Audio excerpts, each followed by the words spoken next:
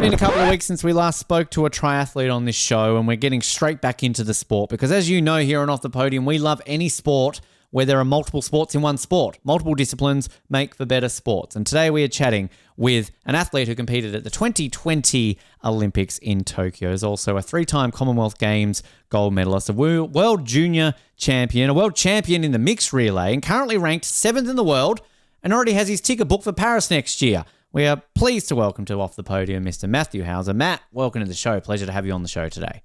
Thanks, Ben. Thanks for the kind intro, mate. It's nice to hear all the things wrapped together in a sentence like that. So thank you. I try my best. It's no smashed avo and toast. It's not the best start to your day, but a better way to start the day, mate. Try to get there. Try to get there as best as I can. But I'm always so intrigued with guests on this show who do sports like a triathlon, a modern pentathlon, a Nordic combined, multiple disciplines in one sport, how you get involved in that. And my obvious sort of guess is often, I liked a bit of everything, so I thought I would combine them all into one, but sometimes it's not that simple. So how did triathlon come about for you, Matt?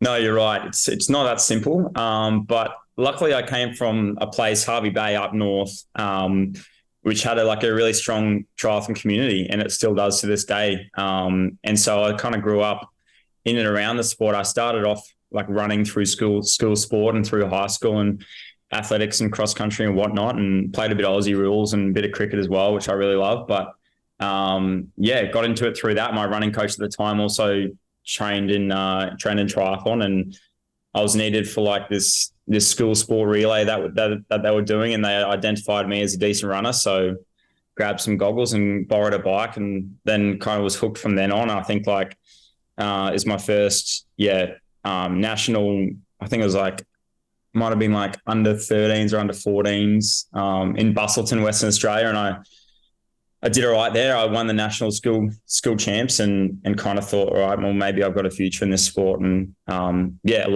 loved it ever since. I think it's very addictive. You push yourselves in so many different ways, obviously with 3 different disciplines. So it's got addicted.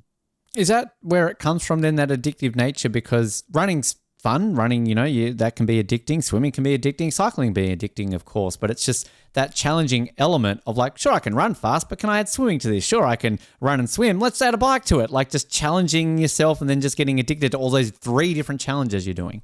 For sure, yeah. And it's across the board, 7 days a week, you're trying to work on your weaknesses and improve your strengths. I wasn't the best swimmer when I first started out, and I was swimming double days. So morning and afternoon in between either side of school. And you kind of just get addicted to that feeling of progression and seeing your times go down, and obviously crossing the tape and doing well or getting a personal best is one of the most rewarding feelings, knowing that you've worked hard for it and you've achieved your goals. So it's certainly, it's a grind at sometimes. It's not all bells and whistles. I've had a lot of injuries over the past 8 to 10 years doing it professionally, and a lot of ups and downs as well. But I've also had a lot of highs, and those highs well and truly outweigh the lows. So I always joke that I couldn't have been a really good runner. So I'm just average across the board at 3 sports, and when you add 3 average ones together, you get an all right performance. So I joke about that, but it's a lot of fun. I think that's a great way to put it, though. You might not be super strong in one, but if you take 3 and combine them all, that works perfectly. So that goes all right. I appreciate the fact that as a Queenslander, you're into Aussie rules. It's not often that you kind of go the Aussie rules route in Queensland. Was there ever a potential future in that? Did you pursue Aussie rules much? I was in the Brizzy Lions Academy. Oh, wow. 14, 15 years of age, but I think they only liked me because I could run a decent 2K and I was all right through the agility poles. So my skills probably weren't up to scratch as much, and I got a couple of concussions early days. So that kind of put me out of the sport. But yeah, I'm a big fan. Dad grew up in South Australia, so that's kind of where the AFL genes come from naturally. So yeah. Does that mean you're a Lions fan, or do you have to be a Crows or a Power fan because of Dad? No, definitely not. No, I'm a Lions fan. Suns are my second team. So good to hear. being on the Gold Coast, you got to support the underdogs, and they're looking pretty good for next year. So it should be good to cheer them along as well. I'm glad to hear that, because I lived in Brisbane for a bit, and I was sort of sandwiched between Brisbane and the Gold Coast, and I'd go to Lions and Suns games. I'm a Carlton fan, so back then didn't have a lot to cheer about, but I would always enjoy the Suns games more, because I felt like even though the crowds were smaller and often the away team would have the fans, it was something about the vibe and just people want it to work there, and the small group of fans are very passionate and they get behind it. So I'm glad that Queenslanders as well, even though you might be lifelong Lions fans, are still kind of trying to support the little brother there. I think as Australians, we love to see an underdog, do well. And, it's a bit of that tall poppy syndrome where, in Australia, it's probably a little bit evident, but we love to see an underdog get the job done. And Suns are well and truly on the way. I like that. You mentioned sort of junior ranks, get in there, you do all right. First of all, you win the event. One of the events through that progression, in 2014, a Youth Olympics qualifier that I believe you actually qualified for the Youth Olympics, but you didn't end up going to Nanjing that year. Tell us sort of what happened there and why didn't you end up going to the Youth Olympics that year? Yeah, so that was firstly a big breakthrough for me. I was I think they were sending you're either 15 or it was under 16, but 15 to 16-year-olds went. And I was 15 at the time, I believe, or maybe 16, 17. I was 16 at the time. And so I was on the younger side of the age group. So I wasn't expecting to get selected. I just wanted to do as well as possible. And that was kind of one of my big breakthroughs, getting that selection. I think it was in Penrith, the selection race. First time I got drug tested as well. So that was a big deal for me. And, just feeling like a professional athlete for the first time, and having to pee in front of someone. That must be pee in front of someone. Naturally, that's an exciting thing. Stage fright and all that, but you got to do what you got to do.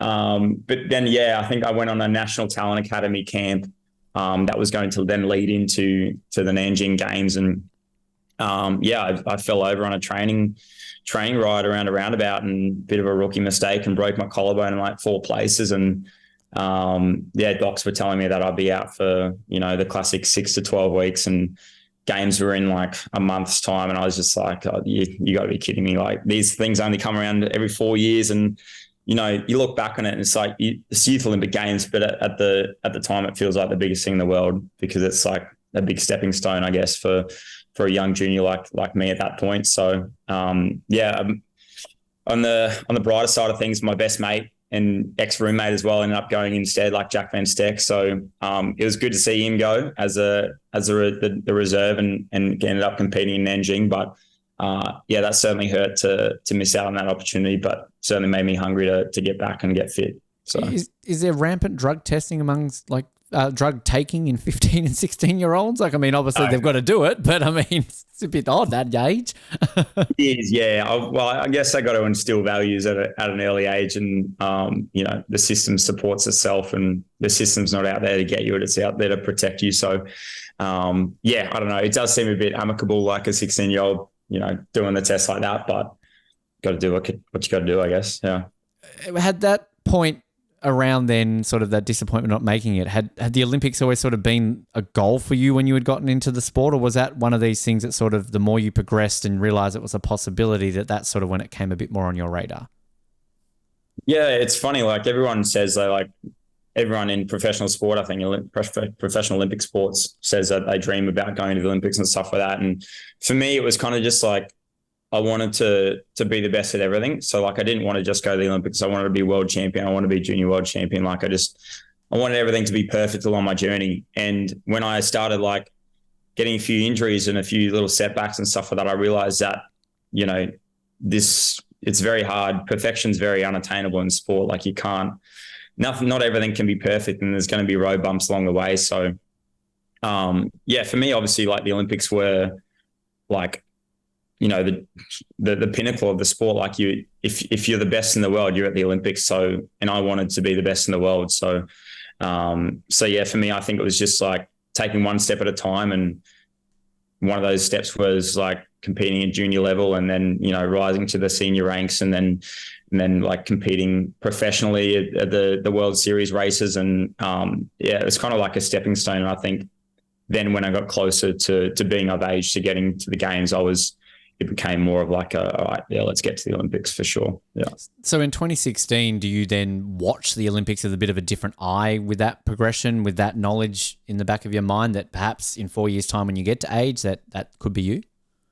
Yeah, for sure. Like I remember fondly like a Continental Cup I did in Wollongong, and at the time Aaron Royal was the only male selected automatically the previous year, and I raced him and I ended up beating him in that race, and I was like, okay, hang on, what's going on here, like kind of thing. But I knew it was a little bit out of reach just because I hadn't competed consistently at like the world stage against like other like elite open age groupers. So yeah, for me it was kind of like respect Rio. Those guys can do their thing, but like I'm going for Tokyo. Like that's where it's going to be at. So yeah, for sure. It was kind of like watching that, knowing that, yeah, I could be the next cab off the rank for sure.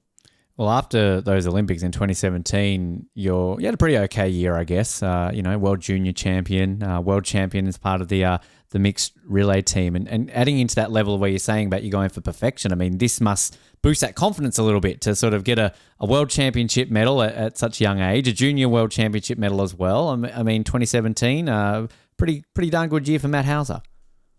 Yeah, definitely. And in reflection, I think it was a bit of a comeback year because the year previous, I went to the world champs in Cozumel, Mexico, and I got fucking smashed. I went there as like one of the top juniors, and I got 45th, and I got absolutely smoked.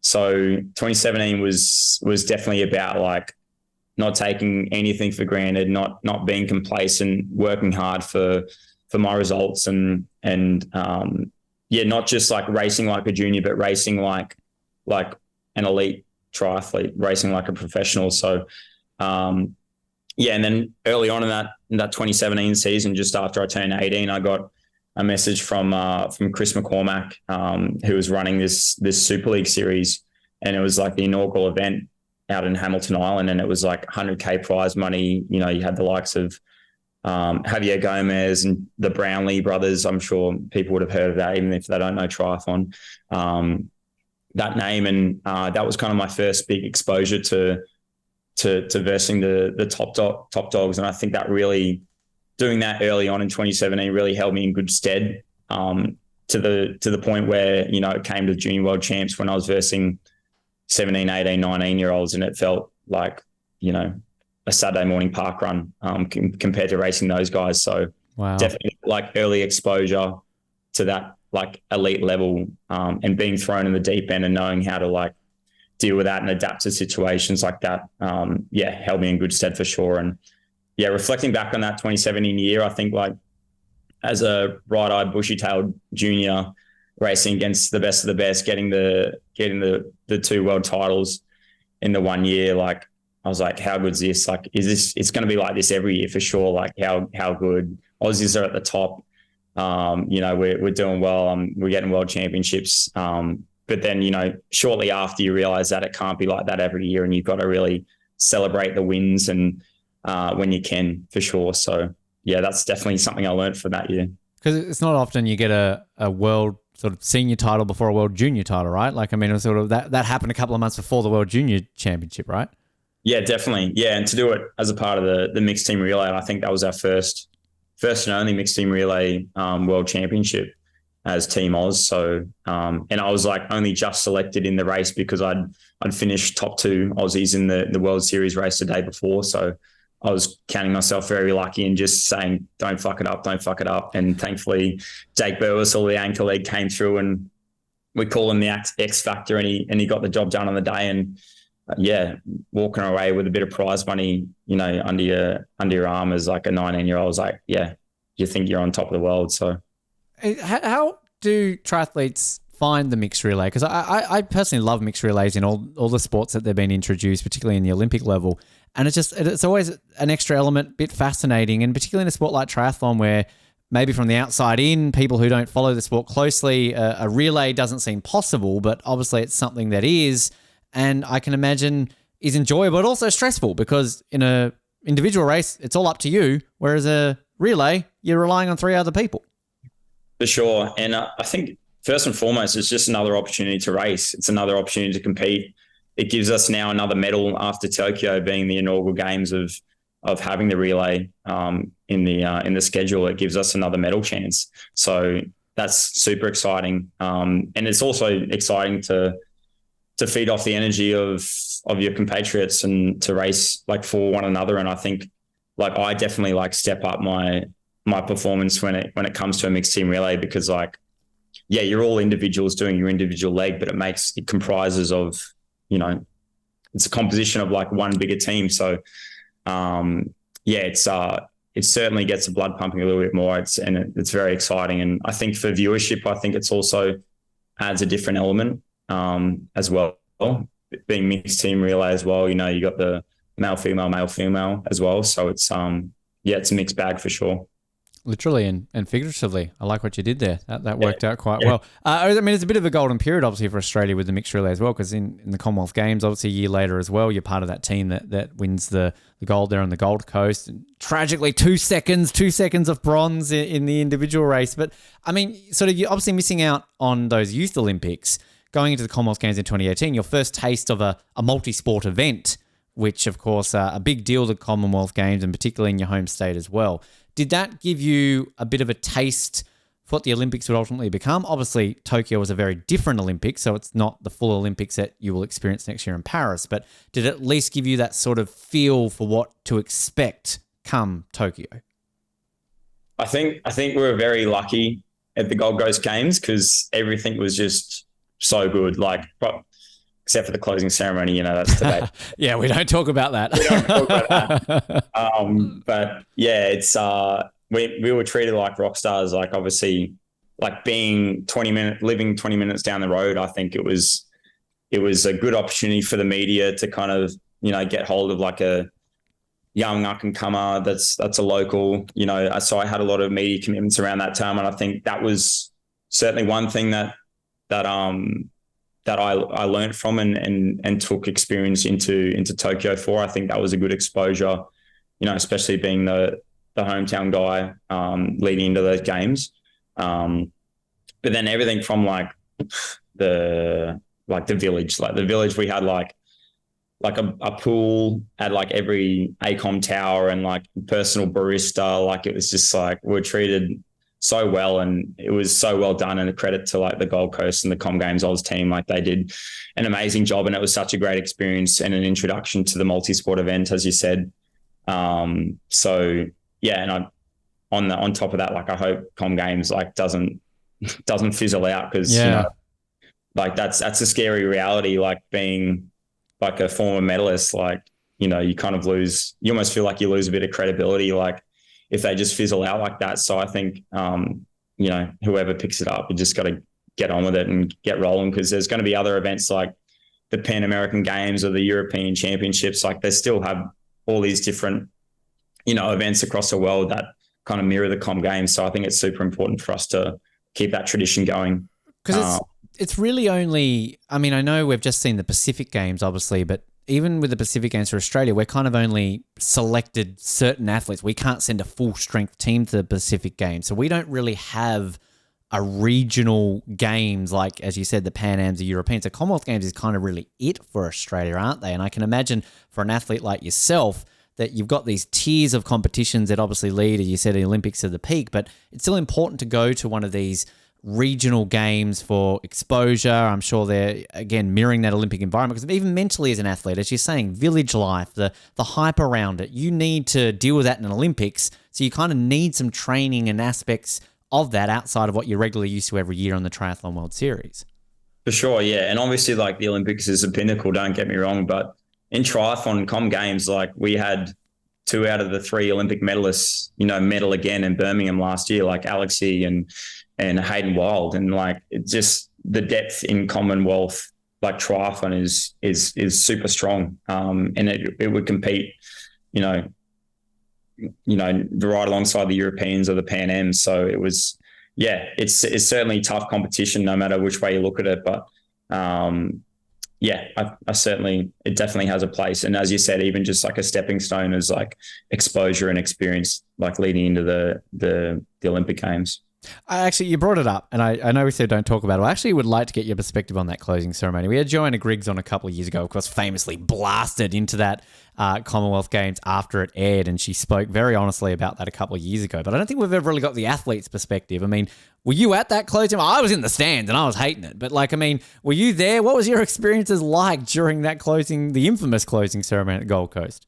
Well, I mean, as triathlon, we were the first medal event, so we didn't get to go to the opening ceremony. So we didn't get to walk out or anything like that. And we were expecting to walk out and get applauded by the crowd and be like, oh, how good's this? We'll get a little parade going, bit of pride. But we were just shuffling in for half an hour to this dark stadium, which is I know the lights were out and stuff was playing or whatever, but we were just shuffled in and there was no big entrance or whatever. We were just kind of chauffeured in, and we just okay, yeah, there's dancing and whatnot, and okay, bits and pieces going on, a bit confusing. And to be honest, 10 minutes into it, me and a few others just went back to the village and went to the bar. We literally just skirted out of there, and we were bought the tram back to the village because we're what are we doing here? It's literally, and we're all sore and depleted from whether it be competing or celebrating for the past however long, and they just got us to stand and just do the 2-step shuffle, in the middle of Heritage Bank, and it was really anticlimactic. And to think that was the closing of probably one of the best managed Commonwealth Games to date. I think they did. Obviously, doing so well throughout the games and the opening ceremony and whatnot, I think they set the bar pretty high. So I think everyone was expecting big things, but it doesn't certainly help when you start off strong and you fizzle out towards the end. But anyway, we didn't have a bad time at the bar, so it wasn't. I was going to say, was the bar at least entertained? The bar was entertaining, so yeah. If we had the closing ceremony at the bar, it would have been good. But did you have Boroby and Usain Bolt DJing together though? That's the question. No, we didn't. No, we didn't have enough money to afford Usain Bolt. No. Sadly. I think that's where all the budget went for that closing ceremony, wasn't it? So. We can get Usain Bolt, but the rest, not much. We'll get all the ex-Australian Idol contestants to perform a reunion concert, and we'll go with that. I mean, just on the Commonwealth Games, getting individual medal in Birmingham, backing up the mixed relay, was that sort of a bit of, I guess, redemption for missing out so closely on a medal, despite it maybe not being gold, probably what you were aiming for in Birmingham?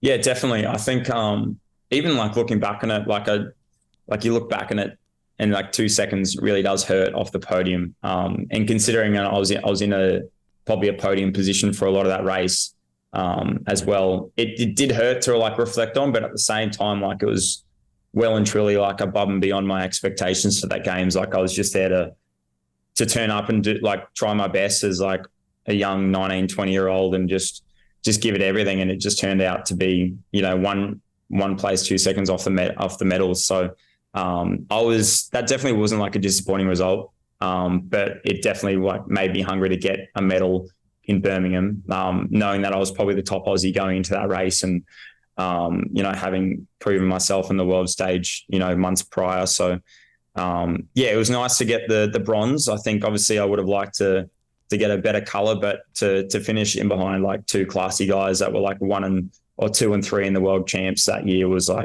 it was, I couldn't have done much more in the end. And I had so many of my friends and family over there supporting me as well. So it was a really nice experience. And obviously to sneak in for a medal, the Welsh crew got us in the end.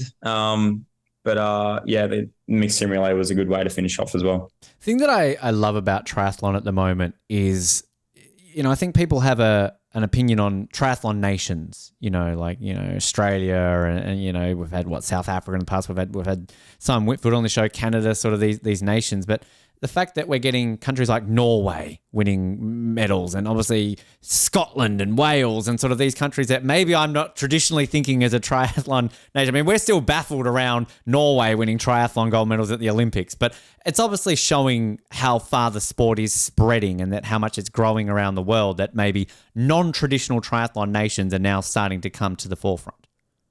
For sure. And like for so long, it was like America, GB, New Zealand, Australia. That was like pretty much all the countries and like a handful of Europeans. And there was not much exposure in the early days to like a lot of the European countries. But now it's like it's taking off, like the passion and the pride for endurance sports over there, I think as well. It's like they're so well respected, obviously with like the Tour de France and cycling and that popularity over there, and running's becoming so popular now as well. It's like, I think it's great to see because you compete in places like France and like going to Paris next year. Like the respect for triathlon over in France is just like another level, in comparison to what it is here in Australia. So it's not surprising to me that like the Europeans have definitely stepped it up in the last like 5 or so years. I think it's really good for the sport. It's like, it's definitely, it's definitely evolving the sport more than it ever has. And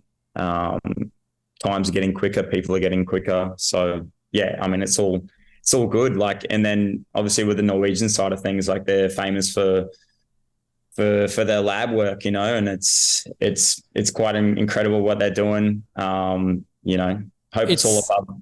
Yeah. Scary. This is what we talked about during Tokyo, is that, and this is no disrespect to Norwegian athletes, but like, you think Norway, you think the Winter Olympics, dominate the Winter Olympics. The fact now that we're seeing them start to get really good at summer, like it's scary to think how good Norway are getting in just sport on every single level, winter and summer.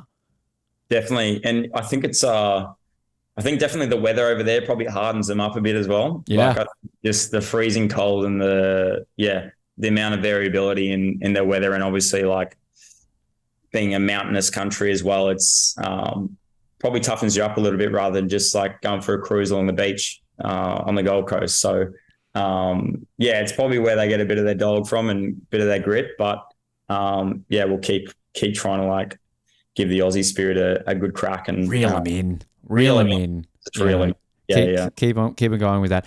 Obviously, Olympics 2020. I mean, we know they were delayed. Everything along the lines that happened into that. What was the delay for you? A blessing or a curse?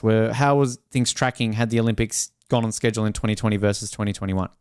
I think it definitely was more of a curse than a blessing. Like, I don't want to be making excuses, but Australia had hard lockdowns and we weren't allowed to travel overseas, and a lot of the overseas competitions were still going on. And yes, we were still able to train and get stuff done here, but we really lacked that international exposure. And I think while we were stuck here, like racing ourselves, the rest of the world was still kind of getting by with doing a few international races and still seeing the sport evolving with the sport over there. And I think by the time we got over in Tokyo, I think it was our first international competition for like 18 to 24 months. So wow, we were like on the back foot. And I think that it was almost like, obviously we got the enormity of the situation and it's the Olympic Games, like you got to bring your A game. But I think we're definitely like missing that like kind of like competitive exposure. And triathlon evolved like quite surprisingly in those like 2 years. And it showed in the Olympics, sure. Were you already qualified sort of ahead of the delay, and did that sort of carry over into 2021? Like if you were qualified, did you have to re-qualify ahead of the postponement? So I was only they made the selection criteria really difficult because they wanted to select based off the mixed team relay, because I think they saw that as one of our best medal chances. So they wanted like a discretion structure around the selection policy. So no one was pre-selected. Everyone found out pretty much 6 to 8 weeks before the games. So it was very much like swimming. Like they had their trials like very very late on, and they do that for kind of peaking reasons, same as the Americans. But yeah, for us, I think they kind of dragged it out as long as possible to allow, as many, results to be counted and like kind of performances to be analyzed and whatnot. And they took that all into account. So I think, it was a late selection, and I think that probably didn't help as well, because like we were treating every race up until then like it was D-Day. Like didn't matter whether it was like a local triathlon, in the back of the Gold Coast hinterland. Like it was, we were competing for every like little inch. So that probably didn't help as well. But what can you do? Like you met with this COVID, and you can't race and compete, against other nations and stuff like that. So all you have to go with or go off is just Aussies racing Aussies. And some people respond to that well, and some people, like to have a bit more competition around them to bring out their best competitive self. And the team was selected, and we went over. So we had Jazz Hedgel on, and she talked a little bit about that period and kind of how that was, and just so challenging. I mean, kind of just fast forwarding a little bit now, knowing that you're already on a plane to Paris, basically. I mean, kind of obviously a lot different this time around. Do you think, as you're sitting here right now talking to me, that is mentally a lot better prepared now that you've got this extra time to kind of go into that, and it's not so close to Paris next year? You already know that you are going to those Olympics, so you can focus on things differently this time. For sure, definitely. I think like now I can enter next year and say like the only race that matters is Paris. Like that's the only race that matters. And like leading into the start of 2021, I was like, I've got to make every race count. So the pressure was on. I needed to be peaking at every race. I didn't know what the selectors were going to do. So yeah, to be able to have that ticket punched, barring any misbehaviors by me, because I'm not actually selected. I'm nominated. So the formal selection will come out early next year. But I think that definitely helps me kind of set up and plan around, that late July, early August time next year, and is a nice place to be in. Yeah. Being 7th in the world also probably helps on that, resume coming that formal selection. Can't think that hurts much. Doesn't know. And I think like that came as a byproduct of the disappointing campaign of Tokyo. Like I don't think I would have been the athlete I am today if I didn't get humbled in that experience, because I kind of had to take a step back, and I spent like 2 weeks in quarantine with my coach in northern New South Wales, because we couldn't get across the state border at that time. And we basically just like sat down, and 2 weeks of like having a couple of beers, planning stuff out.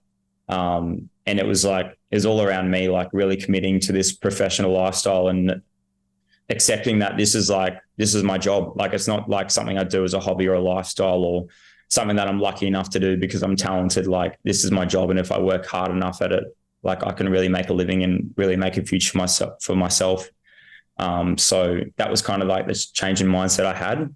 And then I really wanted to come out the next year and just, prove that I had it in me, because I felt like I was kind of at a crossroads where if I didn't really like step up and like get on this new wave of racing and these new fast times that are being put down on the run, and I knew I was going to get left behind, and I didn't want to work a 9-to-5 job. So, I really wanted to stick at it and live the dream as a professional athlete. So that's brought me to where I am today, basically. I love hearing that, because it is always that level of commitment you've got to work out after any Olympics, given that it is a 4-year cycle, whether you've got the drive to push towards it. Obviously a little bit different after Tokyo. It's a 3-year cycle, so it's 1 year less given how things turned out. But mentally as well, that is that drive you're talking about, because it's a lot you've got to try to achieve to get to that point again, to have another crack at another Olympic Games. Yeah. And I think for us as triathletes, like it's really good and helpful in the fact that we have like all year, all round, like racing, like all throughout the year. Like we go over and have our European summer and spend like 4 or 5 months over there racing and competing and living in Spain.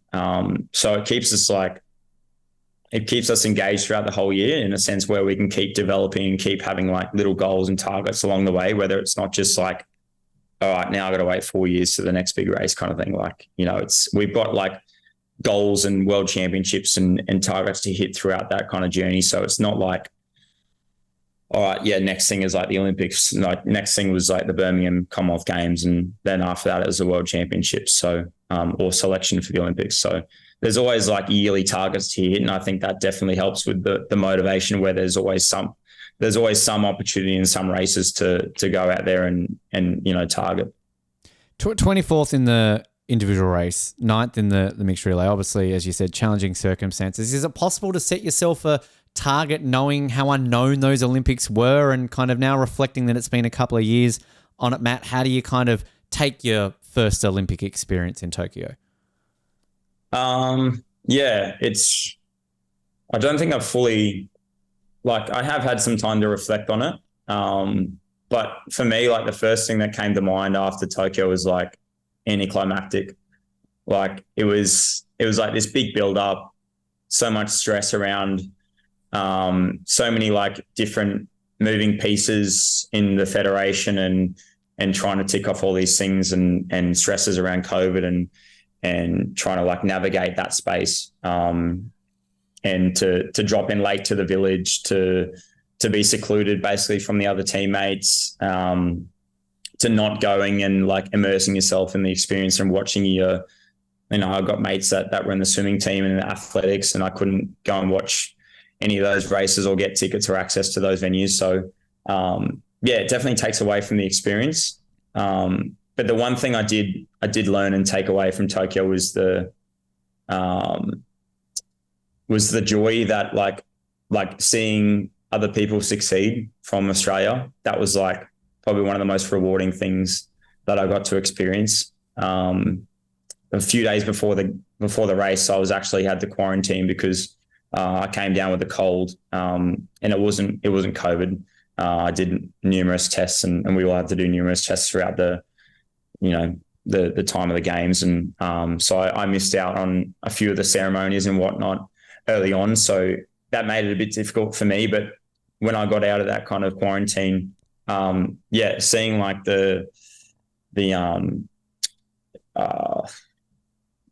just like how like people, like the medal winners were like kind of welcomed back into camp, and like a big like, hoo-ha of like celebration basically of everyone coming in, like what that did to the different teams within Team Oz and how it kind of uplifted everyone. I think that was kind of like, I looked at everyone in triathlon and I was like, and this was after the individual race and obviously disappointing result for most of us. Going into the mixed team relay, I was like, we need to, like, I want that feeling. Like I want that feeling for us, and I want us to provide that feeling for the rest of Australia, because that's like such a powerful thing and such an honor that we have that kind of capacity in sport to provide that. And look, obviously it didn't work out for the relay, but that's something that's definitely driving me towards wanting a medal in Paris for sure. Well, I was going to ask that because it's got to be that drive. With disappointment comes drive. And also the fact too, there's two things that Australia now on I want to say a drought from triathlon medals, because we obviously had medalled at every Olympics until London, and the last two we haven't. But on the male side of things, Matt, no medals for the men. Like the women are carrying the load here. So like that drive and that you could be a history maker in Paris. You could be the first ever Australian male to win an Olympic medal. I mean, I can imagine that kind of gives you a bit of energy towards that as well. Definitely like, and you could look at that and be daunted and be kind of like, that may like make you more reserved or pull you back. But like, for me, that's just the most exciting thing. I feel sorry for the women having to carry us. Like, I really want us men to like step up and pick it up, man. Come on. Pick it up. Like, come on. Because the chicks have been like doing all the work for us over the years. So no, I really want that for Team Oz, and I want that for myself to bring that for Team Oz. And it's definitely a motivating factor. And I think being in a position where, if everything goes right on the day, like I could be looking at an opportunity like that, I think that's super exciting and something that like now knowing that like from Tokyo, like these opportunities aren't going to like come forever. Like I'm so lucky to be going to my second games and being in a position to do well. Hopefully, I think, it's these opportunities that you just got to grab, and like it doesn't matter. It doesn't matter what happens. Like you just got to put your head down and give it everything. So. And the course itself is looking pretty spectacular, obviously smack bang in France, although obviously a bit of concern around the Seine. Is this a venue, like have there been a test event there yet? Is this a area where you have raced in before, or will this be the first time when you do get to Paris? There has been races in Paris before. I think the French Grand Prix League, so like the club racing in France has raced there before, but super iconic. Like we turned up there for the test event this year. And I didn't get an opportunity to race because I had COVID, which is great. Get it over and done with now, though, right? Get over and done with now. Like get over and done with for the practice one, and you know, for the one, be all healthy and smiling, ready to go. But I think still being cooped up in a hotel room, but I did get a chance to go out and do the course familiarization the day before the race, it was spectacular. Like the transition was on, I forget the bridge's name, but it's got like gold statues at it, like each of the four corners, and you ride down the Champs-Elysees and towards the Arc de Triomphe, and you're looking over, like, obviously, you know, the sign isn't the cleanest. You know, we all know, the history of it and whatnot, and the sewage problems, but it's something we face in Tokyo, and we got through that all right. So how bad can Paris be? And obviously being the Olympics, it's a bit of a legacy piece as well, where they want to really clean up the city and maintain that. I think the Olympics is a good platform for them to obviously start that. And I mean, they swam in it this year for the test event, and there was no real issues. They actually have technology, so that measures when the dirty water is going to pass through, where the race is going to be. Like they can kind of measure at what time, because basically like the sewage system like doesn't work the same as what like we have. Like it's kind of like held up in a dam, and then it's released at certain times. Release the poop. To release the poop. Yeah, get it downstream. Get it out of here. So it seems quite funny and amicable, but the water's running that fast, and that adds another element to the course as well, because you're going down with the current and you're flying. You're swimming like sub 1 minute for 100 meters, and then you turn around and you're swimming into a brick wall basically. Like you really got to push through. So it's it's quite a differential going from down to back upstream, but it makes it good for the stronger swimmers, I think, heading back into that current, knowing that you've obviously got a bit of an advantage towards the weaker swimmers. So fascinating. It's really interesting. I did not realize that was a thing, and I wonder if then did the French, because you see in many sports like home courses, like cricket we saw in the World Cup recently, like India pitches, they want to make it suit their players. I wonder if the French are like, well, our triathletes swim better with lots of poop, so release the poop. Like, I don't know. Like, I mean, it's fascinating to think that there could be some strategy involved when it comes just to the simple case of the water there. Absolutely. Well, I mean, the French men have won like 2 of the last World Championships, so they're flying and in a very strong position. So they probably don't need the poop to help them. They're probably enough. Got enough as it is, but it's going to be super interesting. I can't wait to get out there and experience the crowd, because obviously we didn't get much of that in Tokyo. So I'm sure Paris is going to do a great job at putting it on. You've made our coverage next year so much more fun, knowing that there could be poop just floating around ready to go. I mean, right now where we're at, obviously you off the back so far, very successful season. You won your very first World Triathlon race. As I said, 7th in the world. You got that quota. The Paris passport is basically stamped, obviously just needs to be signed off. I mean, how are you feeling right now, Matt? How are you feeling heading into this Olympic year based on what you've just completed this season? I'm feeling really positive. I think, obviously I've shown now I can win a race, like winning my first race in Montreal earlier this year. And, after that, a few hiccups along the way, getting COVID and missing out on the test event. But I think the biggest thing for me is just trying to stay healthy. and just making sure I'm the fittest I can be on the start line. I think that's super motivating. I've got a few early goals to tick off at the start of the year to get some racing momentum and to get some experience, and get off the mark. And one of those races is in Wollongong as well, our first major race since Mooloolaba World Cup in 2019, 2020, I think. So super exciting to get, an elite race back on the shores of Australia, which is really fun. And then, I'll basically head to Spain, base over there in May, June, and then get ready to drop into the village and give it heaps. So, I can't wait. And, I can't wait to see who else is on the team with me and give it everything with them and just immerse myself in the experience. Second game. So hopefully I can do a bit better than the first. And this time around, that experience you touch on, we didn't really sort of touch on those outside competing experiences in Tokyo because obviously they were very limited, but village life, as you were saying before, getting to go and watch your fellow athletes in different sports and kind of really soak up that atmosphere, which I'm sure as somebody who's experienced in Olympics, you just didn't really get to experience it, maybe what a quote normal Olympics would be like for most athletes.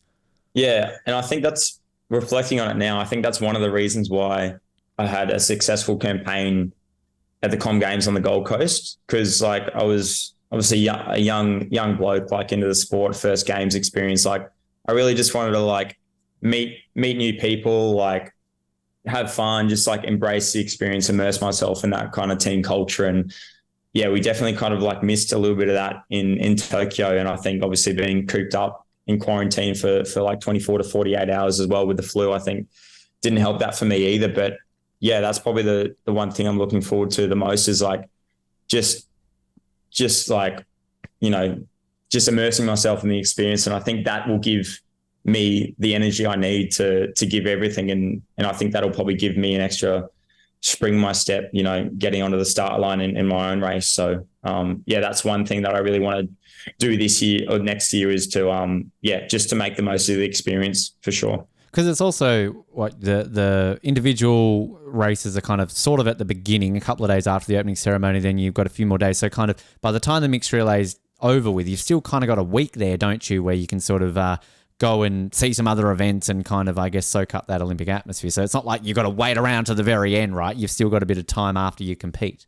Yeah, definitely. Yeah, and that's probably one of the fortunate things about being towards the start of the schedule is you get chance to do your thing, and then you get a chance to obviously watch and spectate and support your other Aussies, and hopefully do that off the back of your own success. But if not, you cheer everyone on and make sure they get it done as well. And I'll have my parents and my girlfriend and heaps of supporters coming over as well. Right. So it'll be an awesome experience to have them there and to hang out with them in and around the games and just to have them experiencing it as well, because obviously it's a village that creates the person behind the success. So I think, for me, if I don't get to share this experience with them, I think it wouldn't be worthwhile. So that'll be a great blessing to have them there, which they couldn't be there in Tokyo. And fingers crossed they bring McDonald's back to the village next year, because absolutely, what's going on, Olympics? We want Macca's back. I heard in Rio the lines were ridiculous for McDonald's. I think everyone was just ordering 20 cheeseburgers and 6 packets of 10 nuggets or something like that for each and every person. So maybe if they just put a limit on maybe just a couple cheeseburgers per person, that'll be fine. But whatever, just get it there. Just get it done. Exactly. You could have gone back to McDonald's instead of the closing ceremony, Absolutely. Good. Hopefully the closing ceremony in Paris at the Stade de France will be a bit more better than the Gold Coast, so you're not having to go back to a pub or something in downtown Paris. We'll see. Did you see Ozzy Osbourne at least at Birmingham? Did you stick around for that closing ceremony? I didn't know. We were we had to leave pretty shortly after. I think the Oz team was staying at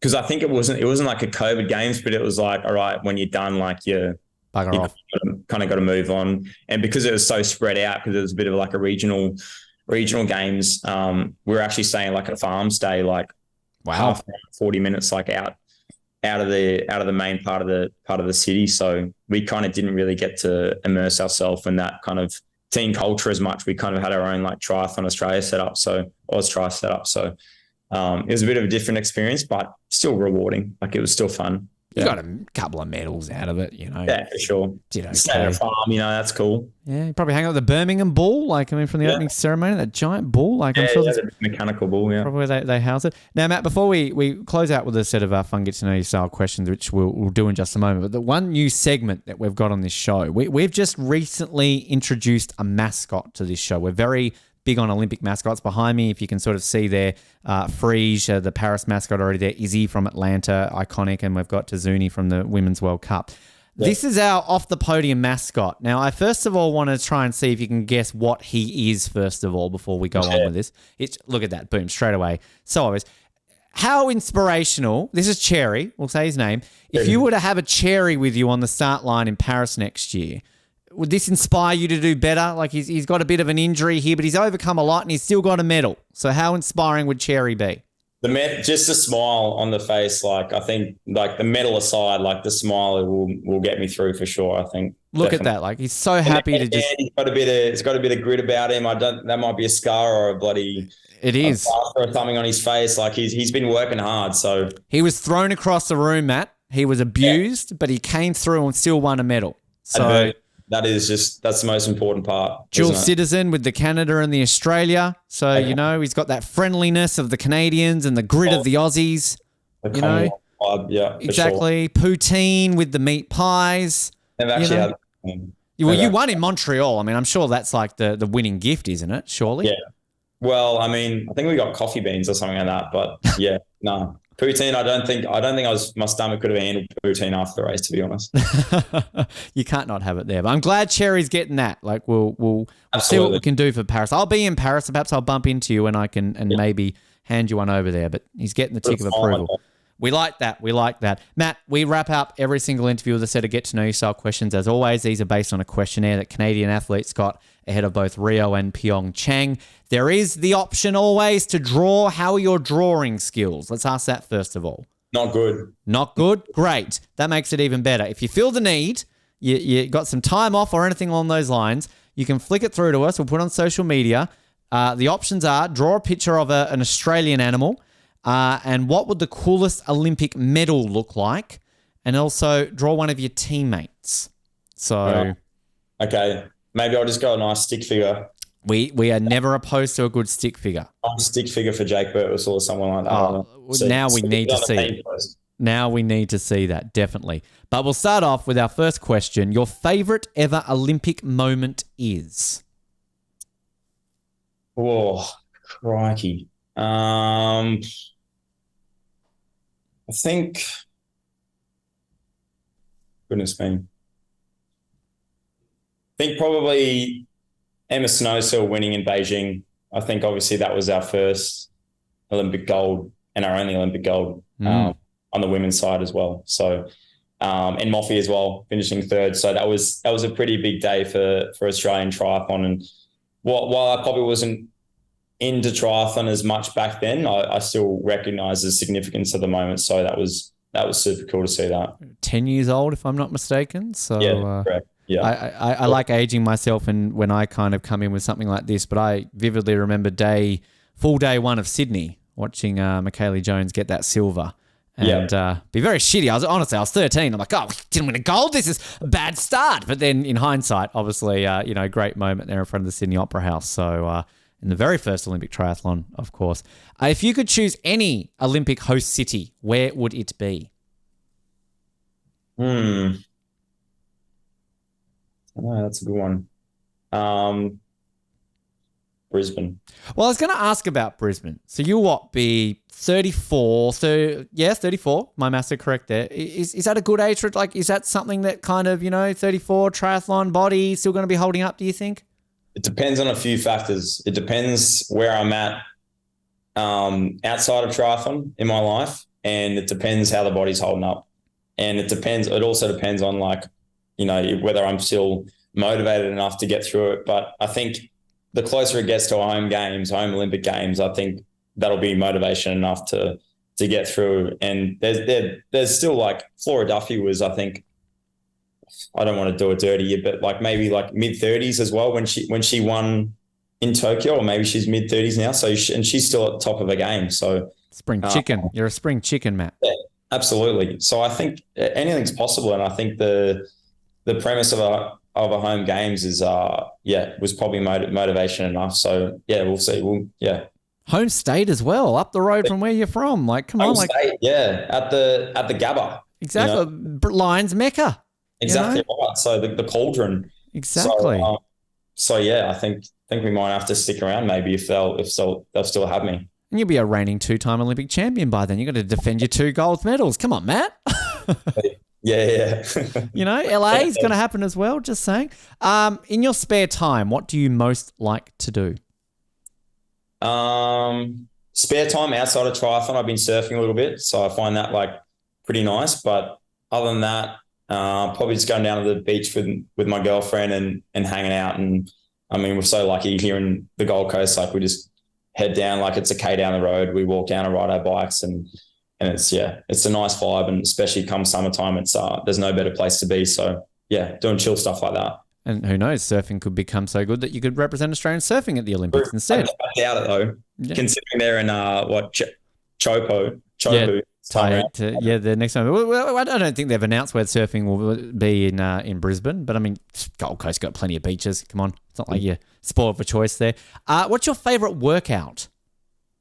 It'd have to be like a run workout, I think. Like maybe a fartlek session. So, you know, the famous Mono fartleks made famous by Stephen Monaghetti. That kind of like on, off or under over pace session, I think is a really fun way to produce a bit of speed in the legs and some endurance as well. So anything to do with running, I think it doesn't matter whether you're swimming the best, you're riding the best. I think if you're running the best, like that's the best for up here. I think it certainly gives you the most endorphins. Fantastic. I like hearing that. If you could have lunch with any one person, who would it be? I'm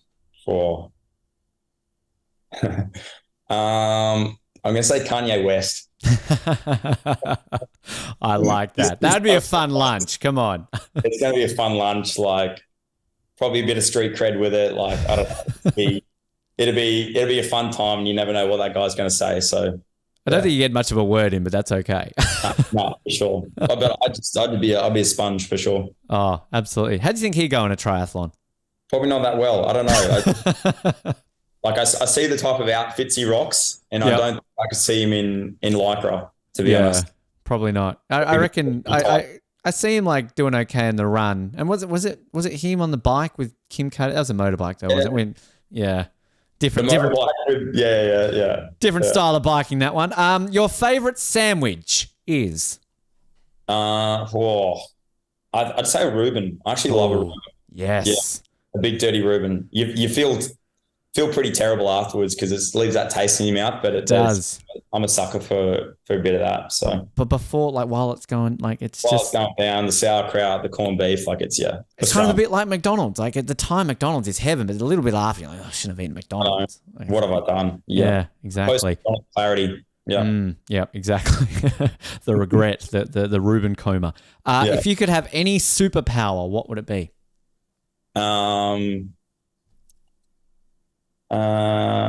To fly. Good one. Helping triathlon too. Definitely. Water maybe. I don't know. Like you could just. I don't know whether you can fly with a bike. I don't know. Yeah, maybe you could just like slightly have your wheels above the ground because I don't know. Do they really measure if you're flying in triathlon? Probably not. So if you could, get it just above the ground enough. Hovering. Exactly. I like that.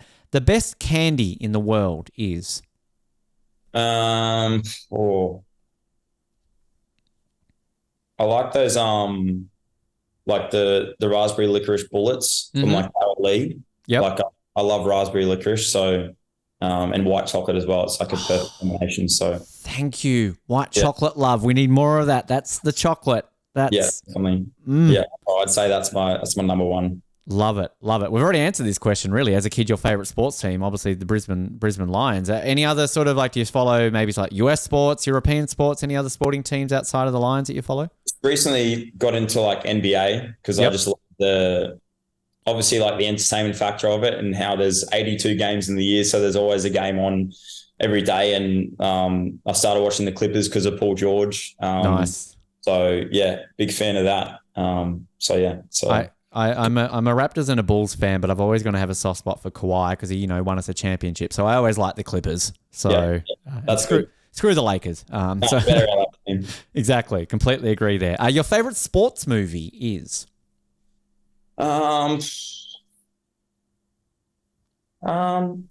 Actually, I want to say Field of Dreams. Yeah, classic. Field of Dreams. Because I grew up watching that with my dad because he loved it, and a couple of classic moments in that movie where it's pretty inspiring. So, gotta love a good inspirational one there, and Kevin Costner. Who doesn't love Kevin Costner, right? Absolutely. Bring back Kevin Costner. If you could live anywhere in the world, where would it be? Gold Coast. Gold Coast. Yeah. Easy. Home. Boring, but yeah, Gold Coast, I think. Yeah. But we, as I mentioned, we get the best of both worlds. Also traveling over to Spain and living there for 3 or 4 months of the year. So, I don't mind skipping the winter here, and even though it's not really winter on the Gold Coast, but winter and asterisk, but for sure. Now, the last question, and I'm just going to flat out ask this to see if you even get it, because again, I'm getting now certain people of certain age do not know who this person is, which kind of makes me feel old. What is your favorite Meatloaf song? Oh, I know the band Meatloaf. Yeah. I know the band Meatloaf, and I have a couple of mates down in Victoria who love them. Good. I couldn't name a song though. All right. Well, I'm like half glad that you know who he is. That's fine. Because the last time we asked this question on this show, Matty Hoffman, too young to even know who Meatloaf is. And that kind of just made me feel a bit old. But I'm sure your mates will enjoy that question. I'm probably a little bit, it's slightly too young to know like Meatloaf anyway. But I'm into the 70s, 80s rock classics as well. So it's right period there for that. I'm sure Bat Out of Hell is a classic album anyway. Yeah. You'd know those songs if you heard it. Rocky Horror Picture Show, of course, he's in that. All that fun stuff. Matt, before we let you go, people want to follow your journey between now and Paris. Where can they check you out? Social media? Give people a chance to check out the journey between now and Paris. Yeah, so just Matt_Hauser on Instagram. That's where I do most of my stuff. So, yeah. Simple. Straight to the point. Easy. Matt, mate, it's an absolute pleasure to get you on the show. Best of luck with everything moving forward towards Paris and that second Olympics, and we'll get you back on the show with that crisp gold medal around your neck. How does that sound? Sounds pretty good, Ben. Sounds pretty darn good.